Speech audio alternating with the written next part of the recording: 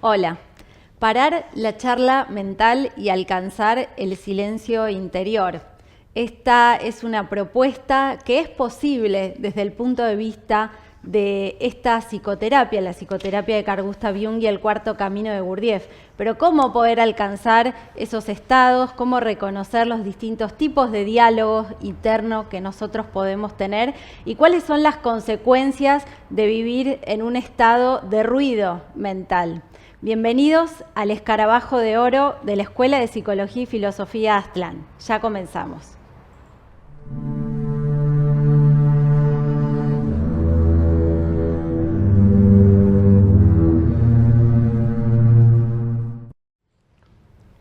Bueno, Florencia, es un tema muy importante porque ya en sí, cuando uno habla de un diálogo interno, cualquier persona puede identificar esta idea de que hay un diálogo interior y en general que nos es incómodo. Vos hablabas recién en la introducción de que hay diferentes tipos de diálogos interiores, o sea, diálogos con uno mismo. Exacto. ¿Cómo es esta idea de que hay diferentes diálogos internos en nosotros? Porque, como decíamos, el diálogo interno, todos podemos identificar que hay una charla interior en movimiento que produce un cansancio, un sentido de lo repetitivo, que nos causa conflictos a través de complejos, de conflictos, ¿no? Sí. Bueno, básicamente, digamos, lo primero que necesitamos es ir tomando un registro de esto más consciente, ¿no? El diálogo interior o la charla mental, como podríamos llamar, está acompañándonos permanentemente.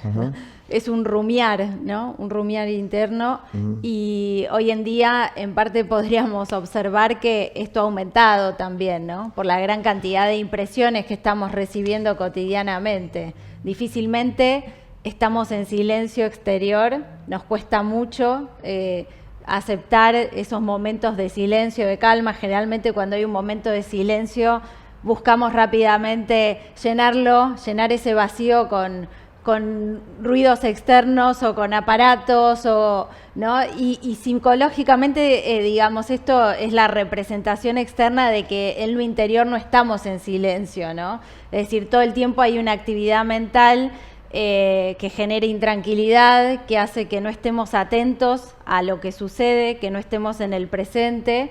Y en principio esos contenidos mentales tienen que ver con todo nuestro inconsciente personal, ¿no? Es decir, esos contenidos que aparecen en esa charla interna tienen que ver con preocupaciones de temas del pasado, de temas del futuro, pero nunca estamos en el aquí y ahora. Hay muchas fantasías, hay deseos. Están los temas que se nos ponen desde el punto de vista de la propaganda, de la publicidad, que también forman parte en gran medida de todo ese contenido interior. Y habitualmente lo que pasa es que ese contenido interior se va repitiendo también, ese diálogo interno, y esto va generando problemas, lógicamente, ¿no? Porque va generando, hoy en día se habla mucho de déficit de atención, de que no podemos leer de corrido, que no podemos prestar atención durante un largo rato a un diálogo sin distraernos con el celular o con alguna otra cosa, y esto tiene que ver con que nunca estamos en silencio interior.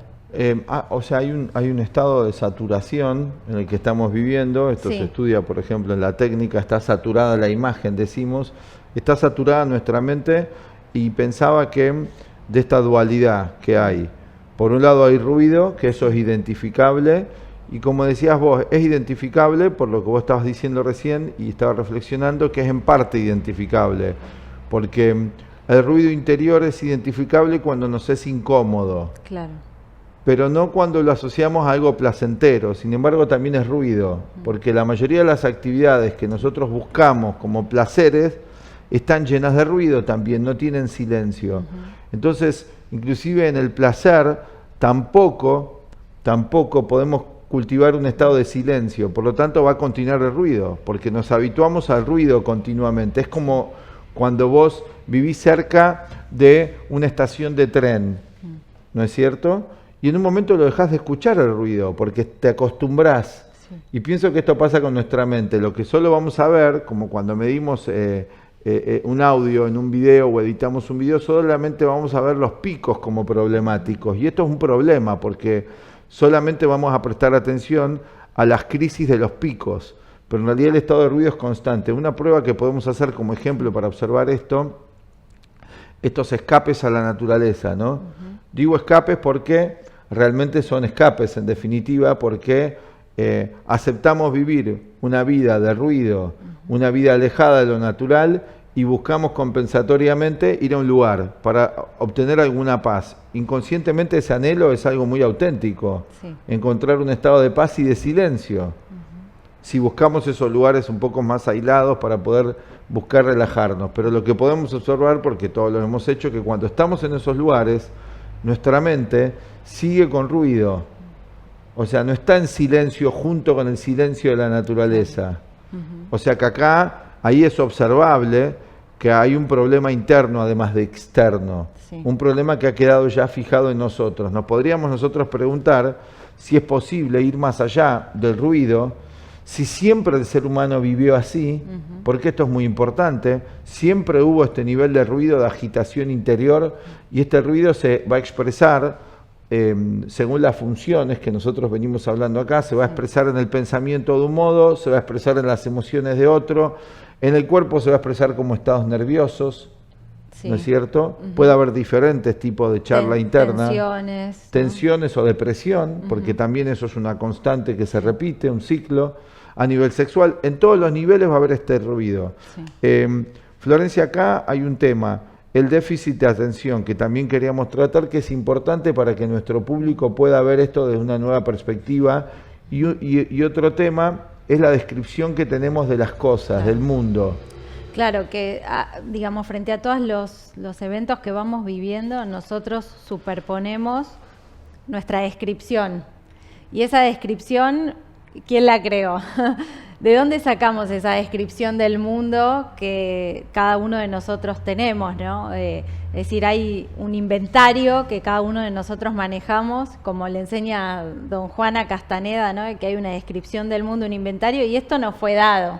Nos fue dado cuando nacimos, se nos dijeron cómo funcionaba el mundo, qué es cada cosa, qué es la vida, qué es la muerte, es decir, hay una serie de creencias, vos hablabas recién de las funciones, ¿no? Esta descripción está en el nivel intelectual, por ejemplo, con una serie de creencias de base, de qué es la vida, ¿no?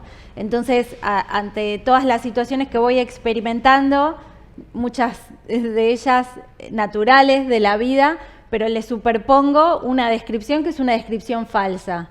Entonces ahí ya hay una distancia entre lo que sucede, entre el presente y mi descripción del mundo, y mi charla interior, por ejemplo, que se puede resistir a aceptar un evento, pongámosle un evento doloroso de la vida, ¿no?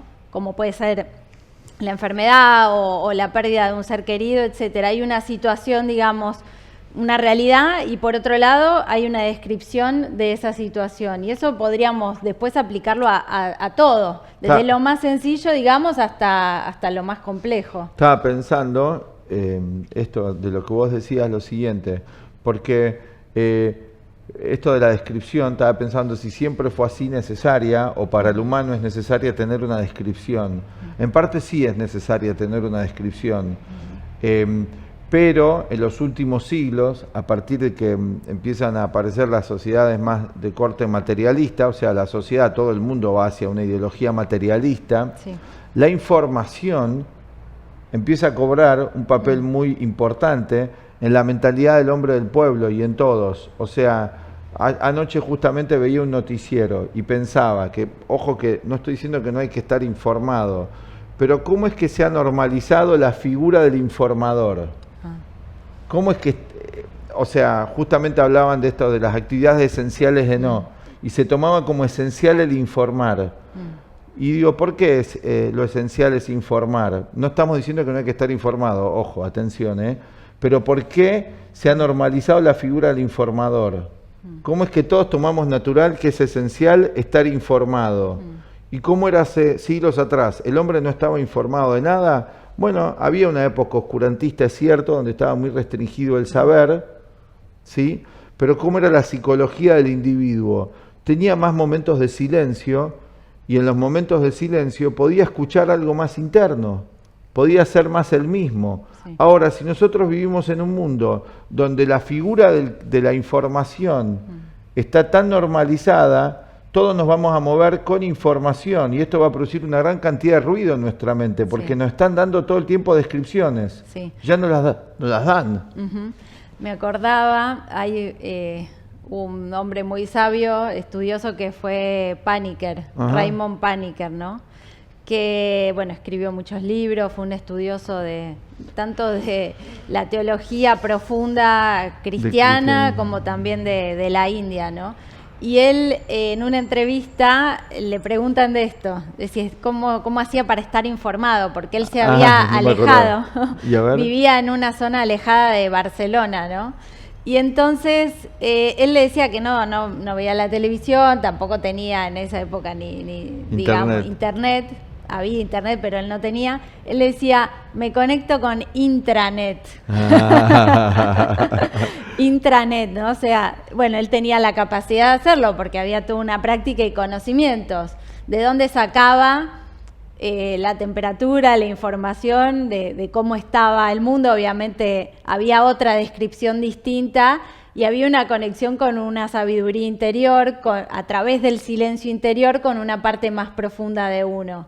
¿Qué quiero decir con esto, Nicolás? Que vos recién decías, claro, buscamos que los demás nos den descripciones del mundo porque no tenemos la propia. No. Entonces, ¿cuál es el punto de referencia? Siempre es incluso con nosotros mismos pensaba, quiero que los demás me digan cómo soy. Totalmente. Quiero que me reafirmen, estoy bien, estoy mal, cómo me ves, ¿no? Y no digo que hay que aislarse para nada, hay que interactuar, hay que tener feedback, y es importante Totalmente. Muchas veces también la mirada de los otros, pero no ¿de podemos qué otros, depender además? de qué otros y no podemos estar todo el tiempo dependiendo de eso. También, y además esto, perdón, ¿no? Que voy a enfatizar esto, ¿de qué otro? Porque estamos depositando nuestra fe en un personaje que está pagado, que está hablando en una televisión, que trabaja para una empresa. Claro.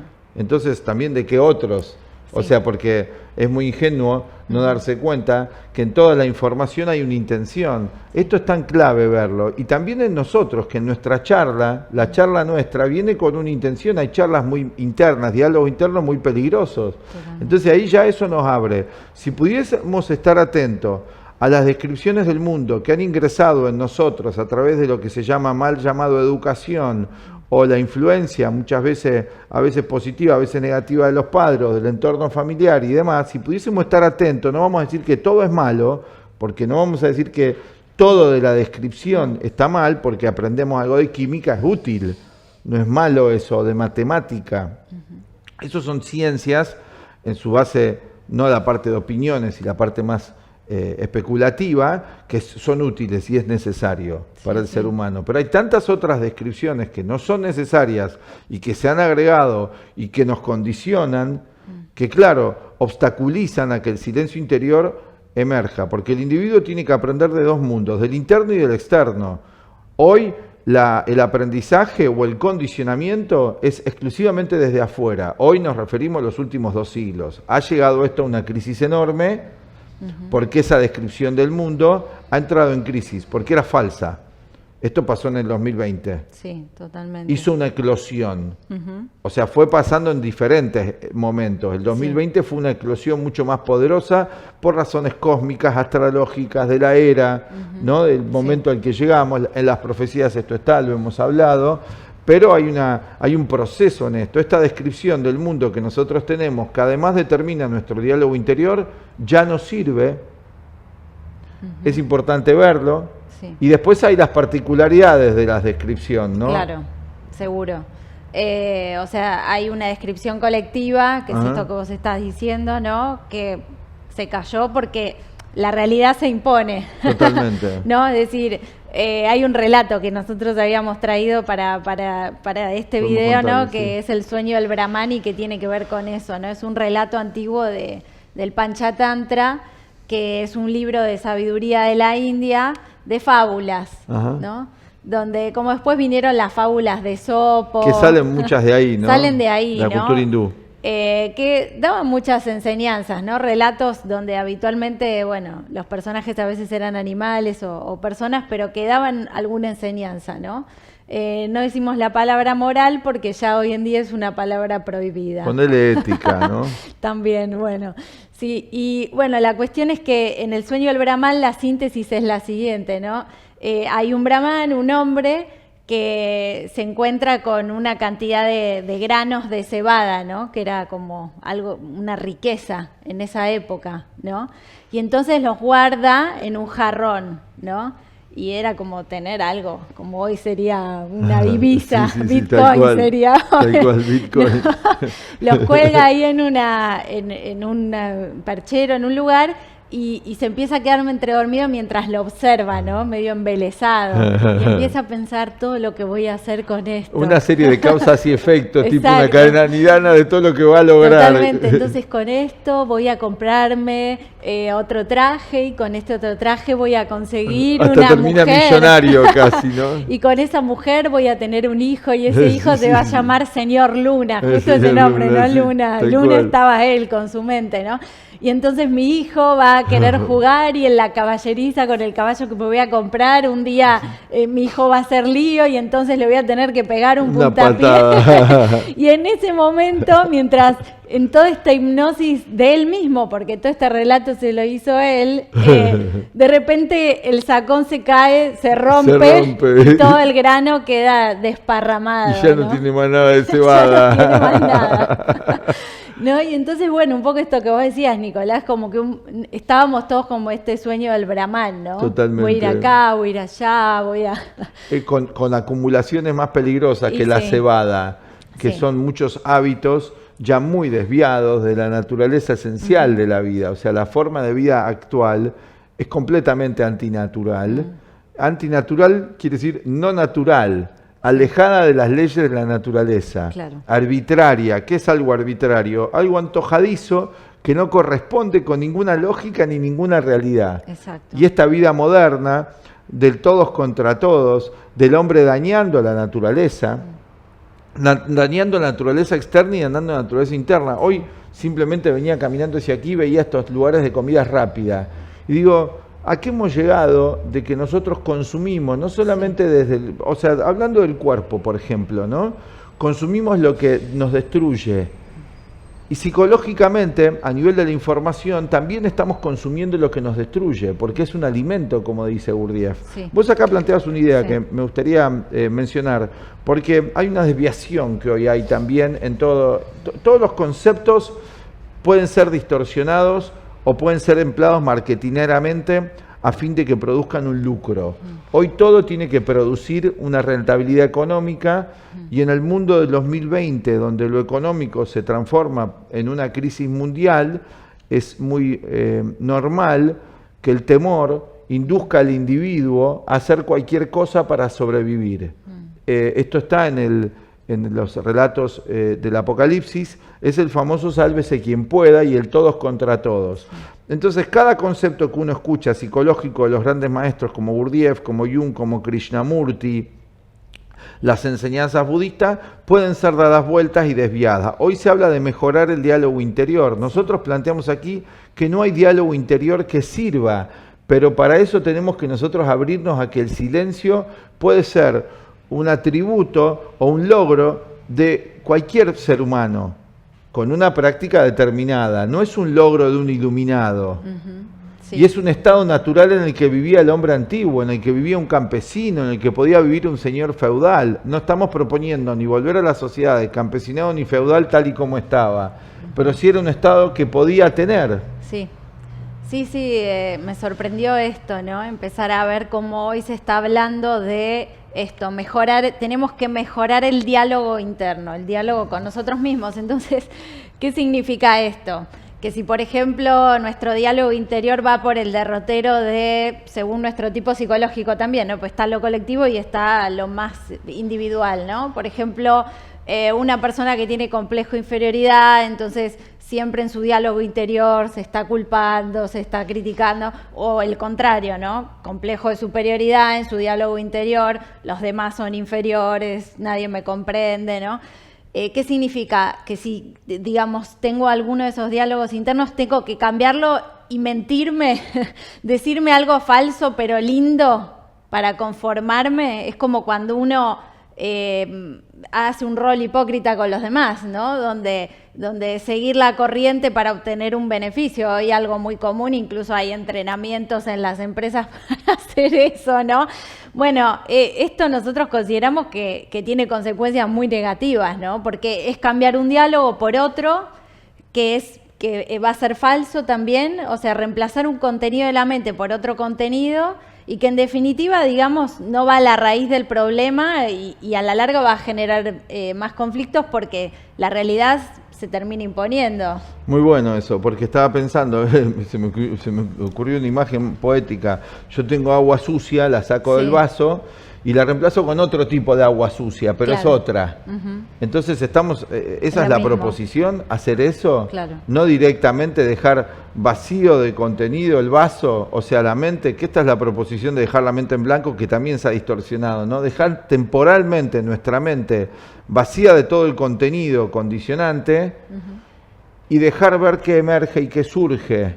Eso no es un diálogo interior, eso requiere mucha atención, requiere un entrenamiento y requiere un conocimiento más profundo de las leyes de la naturaleza, porque una vez que yo conozco las leyes de la naturaleza, y cuando hablamos de la naturaleza nos referimos en este caso a la naturaleza de la mente, cuando yo conozco la naturaleza de la mente, las estudio, lo aprendo,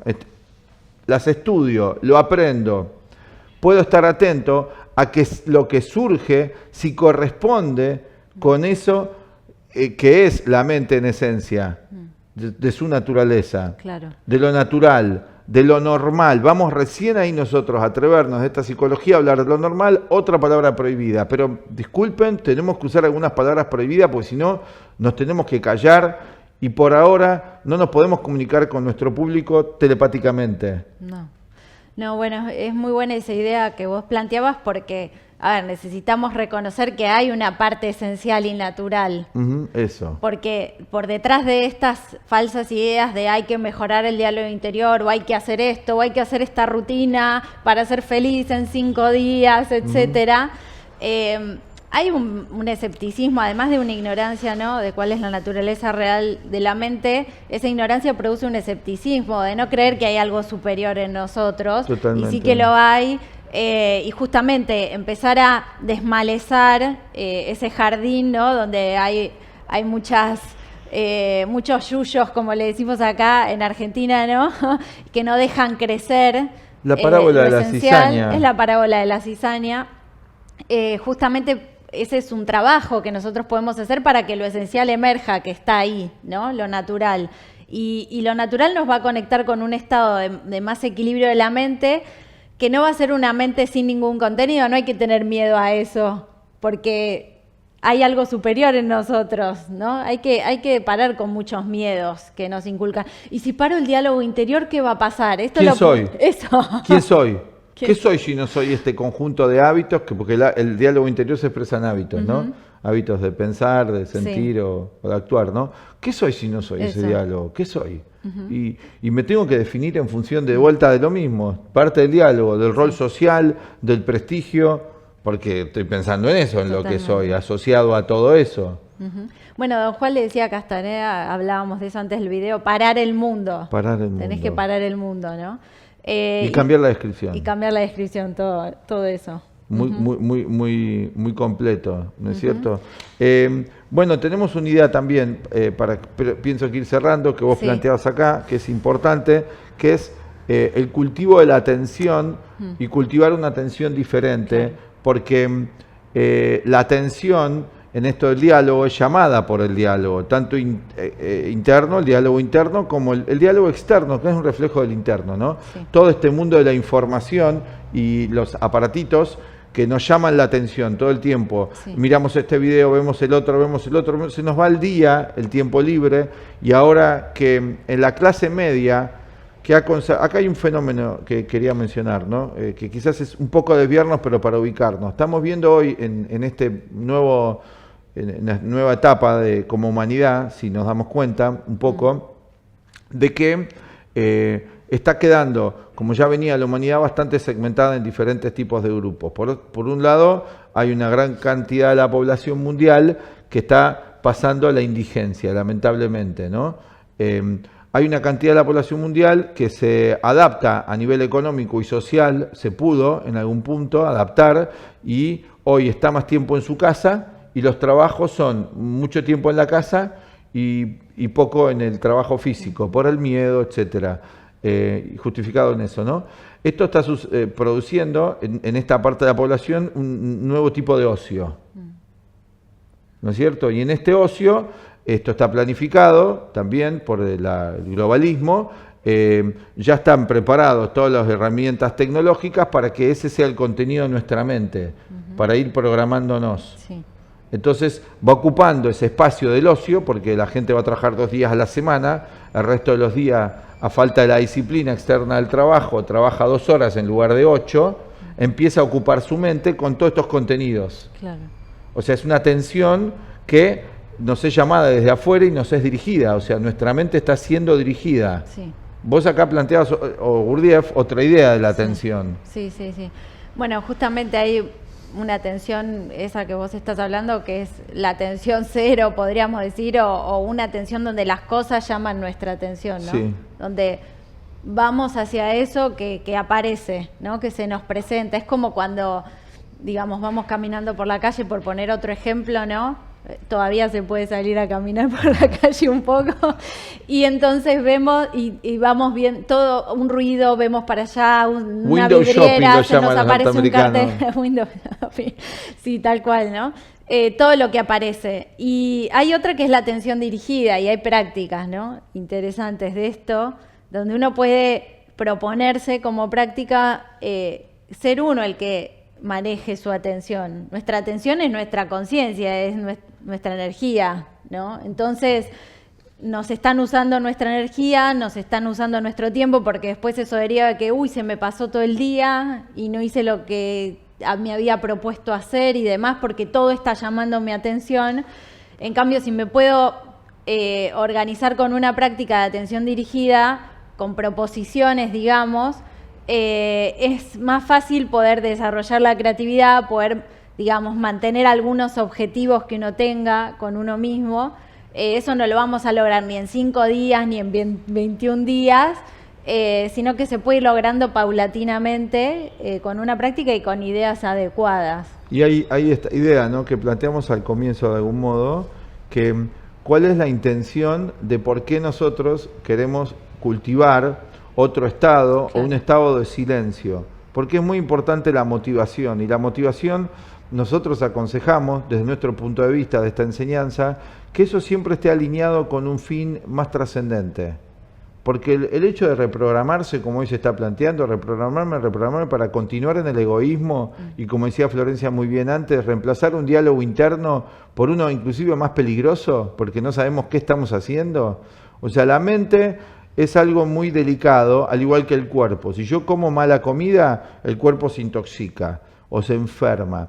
Y también las ideas son algo que se transforman en algo muy peligroso si se utilizan mal. Entonces estamos en un momento como humanidad, por lo menos una cantidad de gente, una masa crítica, que puede empezar a darse cuenta de que tiene que cuidar más el alimento mental y además hacia dónde va con su mente. ¿Hacia dónde vamos con nuestra mente? No es cuestión nada más de reprogramar nuestra mente sin una meta más trascendente de la vida, porque nos podemos volver más despiadados, más egoístas, y después tenemos el síndrome espiritual. Toda la gente ahora es espiritual, o porque hace un curso, o porque ve un video, o porque lee una cosita. Entonces aumenta el egoísmo, todos somos superiores a los demás, hay un síndrome de gurú generalizado, entonces realmente se hace insostenible un vínculo así, natural, porque se está juzgando todo el otro, que si no practica esto, que si no hace lo otro, que si no hace meditación, que si no hace yoga no es espiritual. Entonces esto se transforma en un mundo donde hay más egoísmo aún. Sí. No somos máquinas, así que no necesitamos reprogramarnos, ¿no? O sea, somos mucho más que eso, los seres humanos, pero sí podemos funcionar en un nivel muy mecánico y muy maquinal si no tenemos en cuenta cuál es la finalidad de la vida, ¿no? Completamente. Y en parte, bueno, es cuestión de que cada uno observe y vea si le resuena alguna de estas ideas, ¿no? Y si no, bueno, uno puede continuar también. Totalmente. Con sus diálogos internos. Ah, claro, nosotros no decimos que es obligatorio para toda la humanidad no tener más diálogo interno. Hemos visto por nuestra experiencia individual y trabajando con personas, porque no somos personas aisladas, donde el diálogo interno produce mucho sufrimiento y con algunas ayudas y algunas medicinas psicológicas, no externas, ¿no? O sea, con algunas prácticas o algunas nuevas ideas podríamos sufrir menos. Entonces la cuestión sería como en el budismo, bodhicitta creo que se llama en el budismo, ¿no es cierto? Aliviar el sufrimiento y bueno, esa es la misión de nuestro trabajo aquí desde la Escuela Aztlán. Sí, bueno, si les gustó el video pueden darle like, compartirlo, suscribirse al canal y darle clic a la campanita. Y también los estamos invitando al próximo curso que vamos a iniciar en breve, si les interesa profundizar en algunas de estas ideas y métodos de la psicoterapia de Jung y del cuarto camino de Gurdjieff. En la descripción del video, en la parte de abajo, les vamos a dejar toda la información al respecto. Hasta la próxima. Hola, desde la Escuela de Psicología y Filosofía Aztlán, con más de 56 años en la enseñanza de la psicología de Carl Gustav Jung, el cuarto camino de Gurdjieff y otros sistemas, te invitamos a nuestro curso de psicoterapia de Carl Gustav Jung y el cuarto camino de Gurdjieff, Ouspensky y Nicholl. Los aportes de este psicólogo suizo a la psicología moderna son realmente invalorables. En este curso ofreceremos una guía práctica para aplicar los principios junguianos en nuestra vida cotidiana. Complementariamente también vamos a aprender el sistema del cuarto camino. Este sistema propone el desarrollo armónico del ser humano sobre su aspecto físico, sobre su aspecto emocional y mental, a través de técnicas psicológicas muy precisas. Estamos en una civilización en transición, como dijera el gran psicólogo suizo Carl Gustav Jung. En este momento bisagra de la historia, estamos necesitados, muchos de nosotros, de herramientas muy precisas para ir a la raíz del conflicto y a partir de allí, con herramientas prácticas, salir como el ave fénix de las cenizas. Todos tenemos esa oportunidad. Y los principios de la psicología de Jung, como los del cuarto camino Gurdjieff, ya hace más de un siglo empezaron a difundirse, tanto en Occidente como en Oriente, para brindarle al individuo, a la mujer y al hombre de hoy, una guía eficaz para comprender la naturaleza del mundo interior en el cual en parte vivimos, que es nuestro mundo psicológico, y el mundo exterior también en el cual vivimos. Es evidente hoy para muchos de nosotros que hay una relación inmediata entre lo que pensamos y lo que sucede allí en nuestra vida. Queremos vivir una vida mejor en lo social, en lo económico, en lo afectivo, en las relaciones. Pero para eso ya se hace imprescindible para algunos empezar a ver que aquello que sucede ahí afuera es efecto de lo que sucede aquí adentro. Si vos estás interesado en aprender, así como el cuerpo necesita de ejercicio físico para estar más sano, para nuestra mente también hay ejercicios muy definidos para que ésta pueda estar mejor, como dijimos antes, y en armonía entre el plano emocional, el plano mental, que afecta inmediatamente a lo físico. Bueno, si estás interesado en aprender más sobre estos sistemas, realmente profundos, realmente alternativos a lo que se está ofreciendo y desconocidos para la mayoría en profundidad, te invitamos a este curso sobre la psicoterapia de Carl Gustav Jung y el cuarto camino. Vas a encontrar acá en nuestro video los teléfonos de contacto para que puedas averiguar bien más acerca de los temas que vamos a ir abordando y cómo es la dinámica del curso. Pero sí te podemos contar que el curso está estructurado en módulos de 4 clases. Vamos a tener clases semanales y en cada clase vamos a ir aprendiendo los principios teóricos y también cómo ir llevándolos a la práctica. Vas a poder ir avanzando y profundizando en módulos mes a mes si a vos te interesa. Ir comprobando la practicidad extraordinaria que puede tener en tu vida tanto el sistema Jung como el sistema del cuarto camino. Ofrecemos para la gran cantidad de seguidores que tenemos en nuestro canal de YouTube, más los canales de Instagram, más Facebook, ofrecemos la modalidad online, que muchos nos los están requiriendo. Ya tenemos más de 100.000 seguidores en nuestro canal de YouTube y nos están pidiendo la parte práctica de lo que vamos transmitiendo en los videos. Semana a semana en la modalidad online vamos a hacer una transmisión en vivo donde vas a poder hacer las preguntas y manifestar tus inquietudes en relación a los temas dados. Te esperamos. Chao.